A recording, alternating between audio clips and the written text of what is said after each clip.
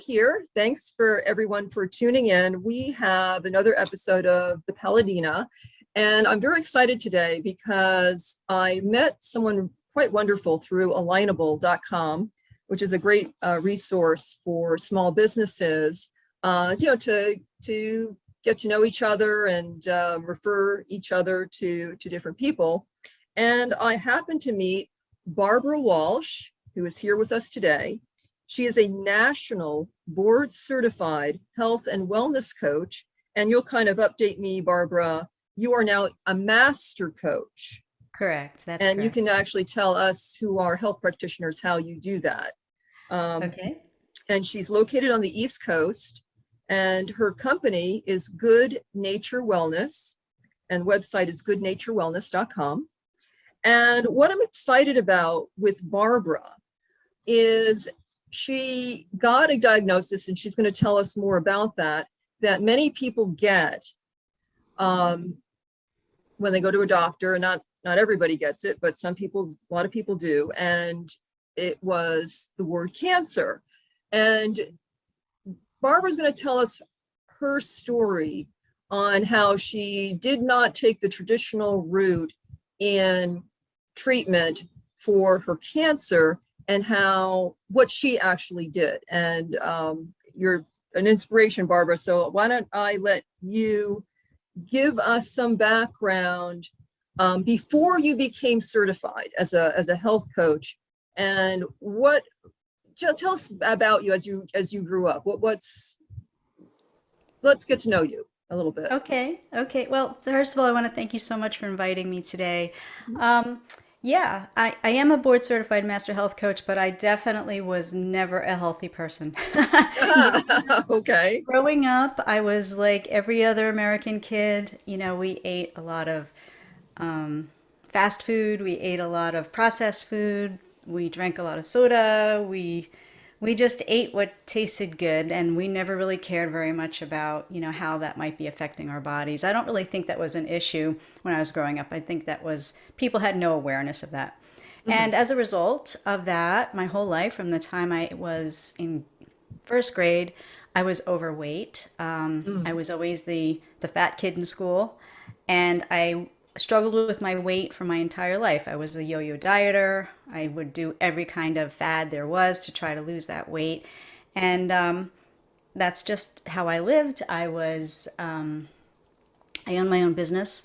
It was a very fast-paced life, and I was very stressed out all the time. Mm. I didn't even know that, though. I mean, I always thought I was taking really good care of myself, but really, in reality, I was this person who was running on empty all the time, existing on peanut M&Ms and Oh, venti wow. cappuccinos, and just doing whatever I needed to do to get through the day, only to collapse on the couch at night with either Oh, a bowl of ice cream or a glass of wine. wow. So Wow. that's the kind of person that I was. So probably some people can relate to that, but that's just the way I lived. And Just I had very quickly, Barbara, you mentioned you were running your business. What kind of business were you running then that was causing this kind of stressful, lifestyle for you? I'm actually a professional graphic designer, and Oh, I've owned wow. my own business for, gosh, a really long time now, 21 years I've been doing Okay. that professionally. And it didn't start out that way. I started out working for companies, and then I ventured out on my own after I had my son, because I thought if I'm putting in all these hours, I might as well do it for myself as opposed to working for a company. And it has been very successful. Praise God for that. And but it's stressful. It is stressful when you're running a business, when you have a family, when you have children, when you have household responsibilities. And I Mhm. think as women, we tend to internalize a lot of that. Right. Our role becomes not just, wife, mom, caretaker. Our role becomes fix it lady. Any problem, we feel the need that we have to kind of internalize it and fix it. Right. And that adds to stress. It was a very stressful life, and I think a lot of people live that way, Hmm. definitely. Unfortunately, though, what I didn't realize was that all the choices I had been making, although they were really unconscious, no one sets out to say, okay, I'm going to live an unhealthy life, you know, Right. all of those choices resulted in a lot of health issues that I struggled with that were chronic, but they weren't anything like a big name disease like diabetes or heart disease or anything like that. They were things like, sorry, this is going to be TMI, but this is the truth. They were Right. things like, recurring UTIs. Hmm. I used to struggle with a lot of rashes. I had bouts with BV. I had also, And BV, you said BV meaning blood pressure oh issues? no, I'm sorry, bacterial Oh, vaginosis. gotcha, gotcha, gotcha. Okay, so Okay. I had bouts with that. This is embarrassing, but it's the truth. I had bouts with that. I would get sick a lot. I had stomach issues, indigestion, constipation. I had all of this stuff going on for a long time, and I would always go to the doctor because I was always very diligent, tried to be responsible. And most of the time, the doctor would just, say, run the tests. Oh, there's nothing wrong with you. You're in the range. And then they would just give me antibiotics and send me on my way. And when I couldn't get antibiotics, sometimes I would just do over-the-counter meds. And when you're in that cycle, you start feeling like it's normal to be like that, and you Right. start So you're feeling. you're saying that your doctor would treat you for the problem, but not ask you, okay, what are you doing to cause the problem? Never say, what are you No, eating? What are you doing? That no, not even no, no, no, no. It was yeah. really all symptom, response to symptoms. That's what it was Mm, about. okay. And so, because I that's the way I lived, I just assumed that's the way it was. And then one day on one of those visits, when I went in there, they kind of lowered the boom on me that, there was something. I had gone in actually for a mammogram because, again, I would do these annual screenings because that's what we're all taught. Be Right. responsible. At one of the screenings, they saw something suspicious. They sent me for a biopsy, and then the test results came back as breast cancer. So I had I had DCIS, which is really as what they call stage 0, which really is not really a cancer. It's like a precancerous condition, which could or could not develop into full breast cancer. But I Hmm. also had a stage 1 lobular invasive breast cancer. And so the doctors were recommending for me the traditional protocol, which was surgery, radiation, and chemo. And for several reasons, personal reasons, I couldn't really agree to that because number one, I lost my dad to colon cancer when I was 13 years old. And Mm, I saw him go through all the same treatment protocols, and he did not improve. He just mm, continued to deteriorate until he died. And I've known a lot of people over the years that that was the case. So I wasn't cool with doing chemo. And the other reason why I wasn't cool with doing that was because chemo is a known carcinogen. right. It's well documented that chemo causes other cancers. Now, granted, it will shrink a tumor, but it won't really ever eradicate the cancer. It'll just shrink the tumor so that it could either be surgically removed or Right. possibly slow the progression, but it doesn't actually cure cancer. Right. And they wanted me to, so I knew that was going to be toxic. And then they also, of course, were recommending radiation, which everybody knows that causes cancer. I mean, even when you go to the dentist, take a little tiny x-ray of your tooth, they throw that metal vest on you, the technician runs out of the room for dear life before they hit that switch. So Right. I knew that was going to be toxic. And because I had estrogen positive breast cancer, they also wanted me to go on the drug tamoxifen to manage my estrogen, probably Mm, for the rest of my life. And tamoxifen is known to cause uterine cancer. yep. So when we asked the doctor, well, what's the prognosis? If my husband said, if my wife does all these things, will she be cured? And the doctor said, well, there are no guarantees. We'll Yep. consider it to be a success if there's no recurrence of cancer within 5 years. And I thought, geez, with all of this toxic stuff, there's probably a good shot there's going to be recurrence. Right. And then I started doing, my husband and I are Christians. We went home. We're like, I just had to pray about it because I really needed direction. It's a life or death thing. Right. And also, as I started discovering things, I learned that, first of all, everybody has cancers in their body all the time. The difference between whether or not a person actually develops cancer is and one who doesn't is the power of your immune system. That's Right. it. Mhm. So basically, most of the time, there's cancers going on, and then people don't even realize that their immune system's strong. It eradicates it before anybody And knows it. let's clarify that, Barbara. Basically, it's just when our cells are, you know what I mean, they're constantly reproducing, you know, like our skin cells, you know, to make that new layer as our, you know, like our first layer slots off, and then we have our new layers come up, where the cells are constantly, you know, like little bunny rabbits, they're dividing, they're multiplying, whatever. And I guess what we would call the definition of a cancer is a cell that's kind of run amok. You know, Correct. it's really going crazy. So Right, you might want to just, right. I don't know if you can clarify that with Sure. people maybe not understanding we always have cancer, but it's, what is it, the speed of how the cell multiplies, you know, maybe you can just kind of clarify that a little bit for our Sure, listeners. sure. You're absolutely right. Cancer it's like a metabolic disease. It basically has to do with the cell regeneration process, just as you discussed. So basically, over time, our cells are constantly regenerating. And usually, when a cell either comes to the end of its life or it becomes damaged for some reason, usually it will be replaced. And Mhm. typically, Right, when they're damaged, the immune system will come and it will remove them, and your body will create a new cell. right.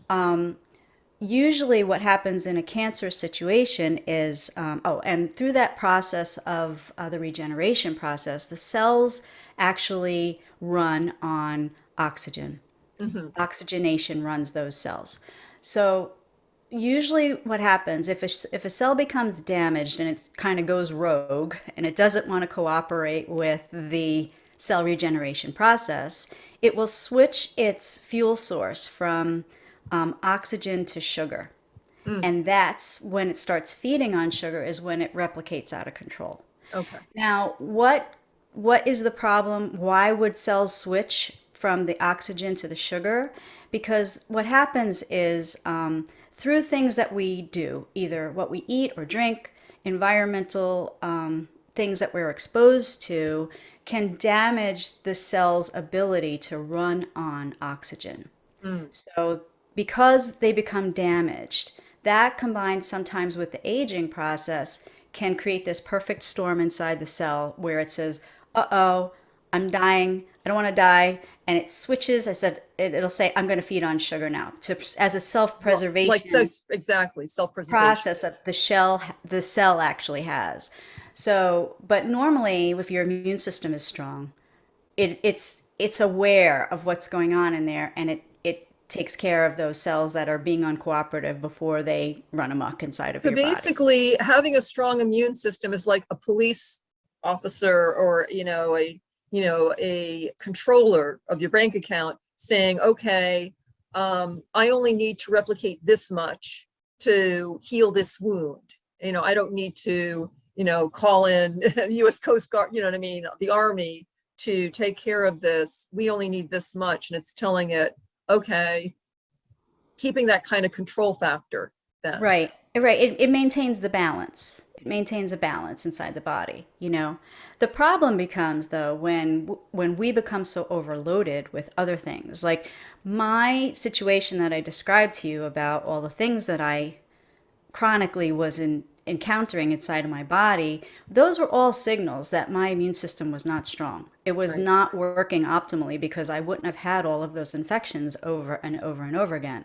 Right. And had I been aware that this is something that happens, I could have actually taken control of that situation and made some changes so I could strengthen my immune system. And then once my immune system was strong, it would have taken care of that.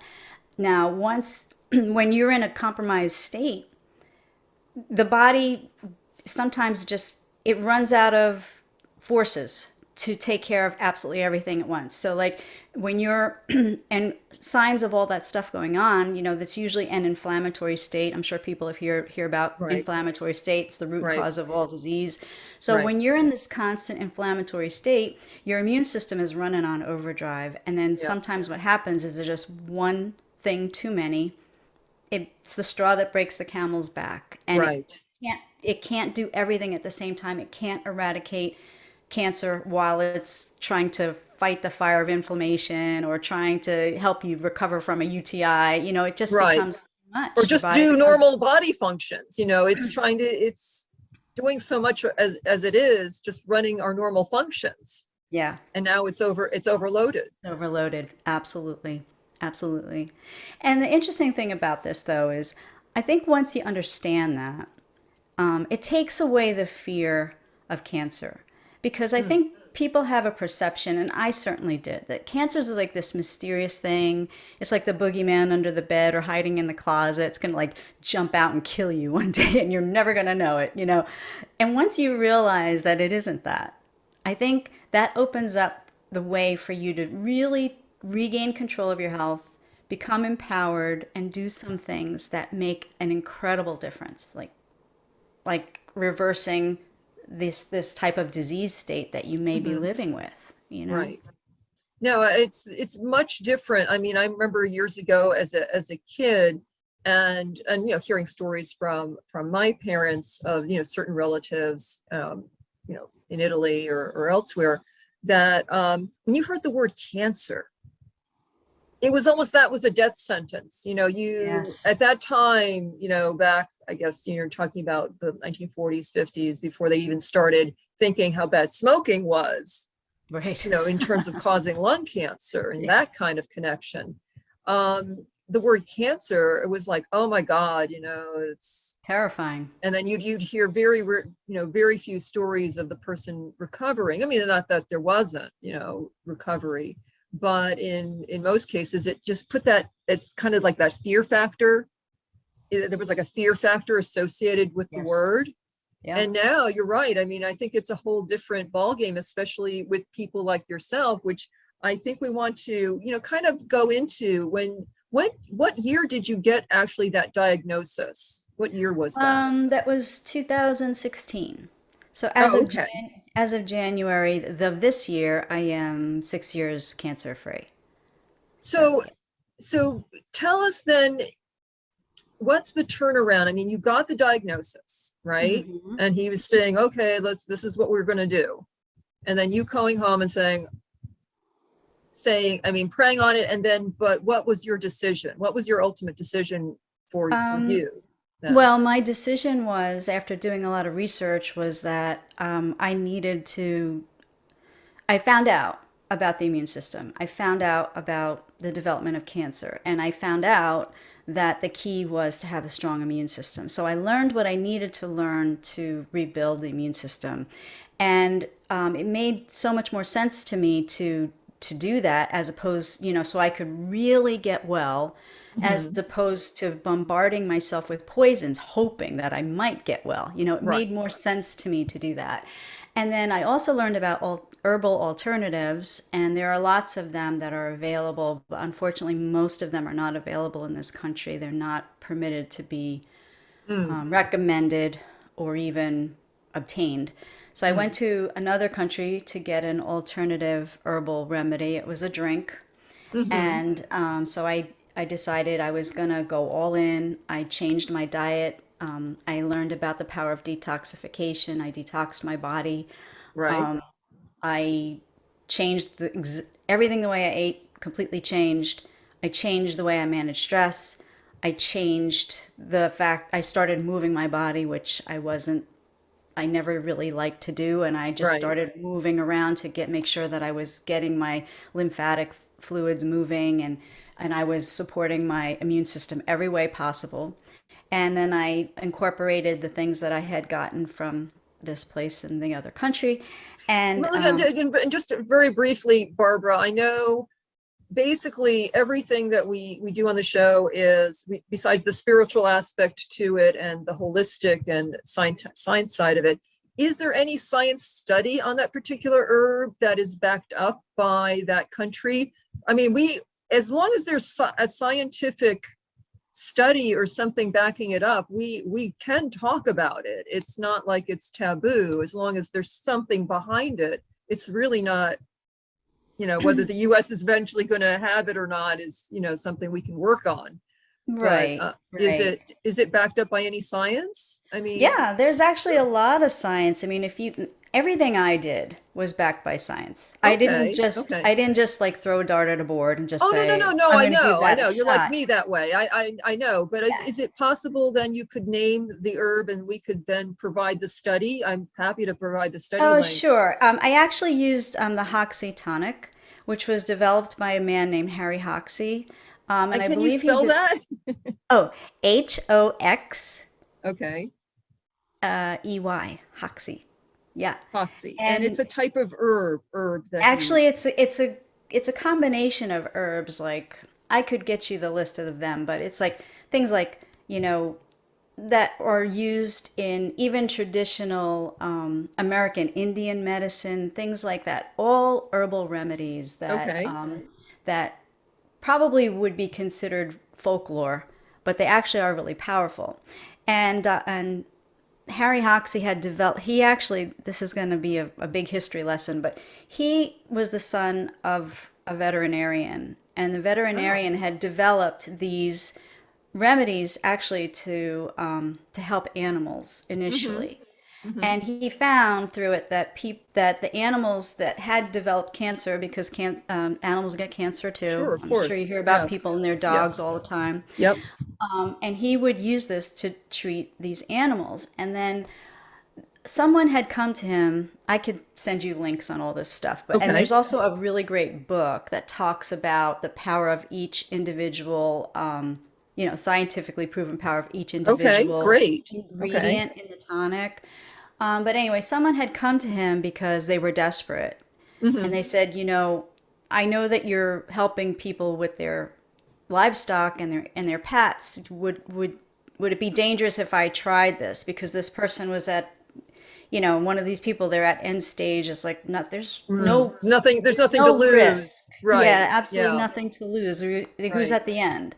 Right. And so the doctor agreed, and he gave it to him, and ended up reversing this guy's cancer. And so the guy was so thrilled that he started telling everybody, and Harry Hoxsey ended up taking over his father's practice. And because people would come to him, he would give them the tonic if they wanted it. Right. Right. Anyway, he ended up getting in trouble a lot, like with the FDA, and so they were constantly trying to shut him down. He started with his clinic, and this is in the 40s, down in Texas, very close to the border of Mexico. And so he had, and people would come from all over to get this remedy, but he ended up kind of being driven out of the Mm. country by the FDA because they didn't. Well, the FDA we know is, and I've an episode that's already aired on it. Um, the FDA is more into the drug side than the food and Natural. natural side. Hmm. So, and Right. I even provide a quote from one of their former administrators who said that in 1969. Right. So, yeah, Right. it's not surprising, that he Right. did that. So anyway, he just wanted to continue to help people. So he just moved over the border so Oh, there he you could go. help people. Yep. So he could help people, yeah. And Right. so I had found out about this, and I didn't really go blindly. I went down, I mean, I checked them out on their website, first of all, to Right. see, is this a real place? Are Yep. these real doctors? All that stuff. And it Right. turned out they have on their website, they have a testimonials page. And with every testimony that somebody left, they all left a phone number or an email address. So I contacted the clinic and I said, can I talk to these people? And they said, oh, yeah, sure. If they leave their number, go ahead. So I ended up calling a woman who lives in Connecticut. She's still alive today. And she had been diagnosed with stage 4 invasive breast cancer Wow. 20 Wow. years before me. Wow. And she went there and she used this remedy and she was still alive. And I was blown away because as I said, I know many people who have had cancer in my own family, friends, Right. other relatives, and they died. I didn't know one person who lived 20 years after a diagnosis. Maybe you Hmm. do, maybe your listeners know, but I personally didn't. So for me, that was really impressive. and Yeah. so incredibly hopeful. And she has a long story, but basically, she found out about the Hoxsey tonic because at that time, of course, there was no internet. It just so happened that her daughter happened to work for a local newspaper, and they had done a human interest story on another woman who people thought was a little out there because she did some type of alternative treatment for cancer. And Right. so the woman that I spoke to sought out this third woman, and it turned out that woman had been diagnosed with stage 4 breast cancer 20 years before Marie. Marie is the one I talked. Wow. Wow. So of course Marie was like, I'm going to try this, and she had amazing success. And so when I spoke with her about it, her experience was really one of the catalysts that helped to push me over the edge to think this could really be something, right?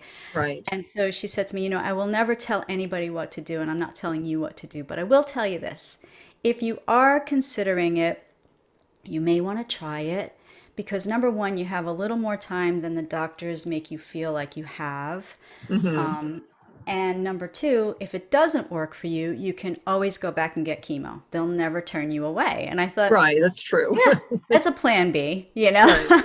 And No so, doctor's going to turn you down no, to never, make never, some money never. giving Right. away chemo. Right. Right. Right. And so like when I weighed it, and something else that I had discovered through all my research was that most of the time, probably 90% of the time, it takes 10 years for cancer to grow in a body to the point where Mm. you can even Right. detect it. Right. 10 years.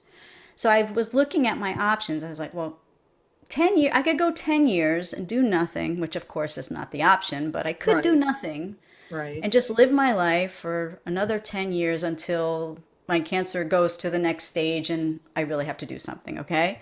Right. Or I could go through treatment, this toxic poisonous treatment, and be in and out of hospitals, probably sick, probably bald, with my head in the toilet for five Mm. years. And then at the end of that 5 year mark, I could very well have a recurrence. Right. And then what? And Right. so I started thinking, well, 5 years sick, 10 years maybe not sick. And I started thinking, I don't know, it's like a 50-50 shot when you think about Right. it. And Right. so I Yeah. thought, well, I'll give it a try. I'll try Hmm. it. And I wasn't brave at the time, really. I didn't tell a lot of people what I was doing because I really didn't want to have to defend my choice, which a lot of people do. And I really Right. hand it to them. Right. I wasn't brave enough to do that. But I thought, well, I'll give this a try. I'll see if it works. And if it works, then I'll be happy. I'll just tell everybody. So There you go. that's Right. that's Right. how I got to where I am today, Now, how So long did it take you? Because I know we don't have a lot of time, and maybe, I don't know if you'd want to do this. We could do this as a part two and come back and then talk about that whole, because I'm sure there's more than just, obviously, it's more than just it's changing your diet. There's also probably your mindset too that you had to adjust with stress, with how you worked. Obviously, yeah, there's a lot of things that changed. yes. So is it possible we could have you back? With that, I know your schedule is so busy with helping people, now. But can we just wrap up in a couple of minutes on this episode where, this diagnosis was in 2016, which was Correct. only 6 years ago. 6 years ago, It's correct. only 6 years ago. Mm-hmm. Just very briefly, when did you start to say, hey, let me just try this? When was that? A month later, 2 months later? Yeah. How long? Yeah, it was about after the initial diagnosis. As I said, I went home and I was actually waiting to get a second opinion at like the numero uno cancer center in my area. I Mhm. was waiting. You couldn't just go and get in. I had to wait, which actually turned out to be a blessing for me. It took me about I think I had about 2.5 weeks that I was waiting for Mhm. the second opinion appointment. And during that time is when I started doing all this research. That's when I met this woman, Marie. And that's when I decided I was going to go to Mexico to seek out this other treatment protocol. But in the interim, I thought to myself, I want to make my body as strong as possible before I go down and do that. And so that's when I had learned about detoxing. So I did a detox, a very intensive, all food based detox for my food and herbal based detox. I Mhm. did it myself at home. I did that for 30 days. And then I went to Mexico.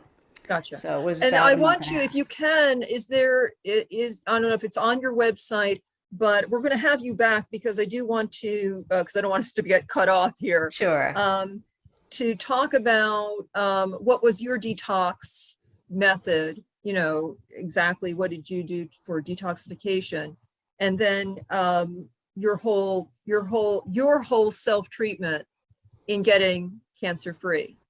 So, Sure. so yes, we've been talking today with Barbara Walsh, and I'm very excited that we're going to actually have a part two because this has been so educational, Barbara. I don't know how much, there's very few people I think that have this much knowledge, especially with regarding how cancer really works. And this is just so exciting and so inspirational. So Barbara Walsh, Good Nature Wellness and goodnaturewellness.com. And we will include your all your contact information. If someone wants to contact you right now, is there like an 800 number or something they can call you, or what's the best way to Actually, reach you? yeah, you could just send me an email, send it to Barbara at goodnaturewellness.com. Okay. Or if you want, if you're on Instagram, you can find me on Insta. I'm at good underscore nature underscore wellness, or you can Okay. reach out to me on Facebook. You can DM me. And on Facebook, I am at Good Nature Wellness. So that's how you can Okay. reach out to me, and I'm always online, so I'll see it for sure. Okay. Sounds great. Okay, Barbara, thank you so much. And let's see if we can schedule for next week for part two. Sure. Thank you Okay. so much. Thanks, Barbara. Have a Take care. Bye. Bye.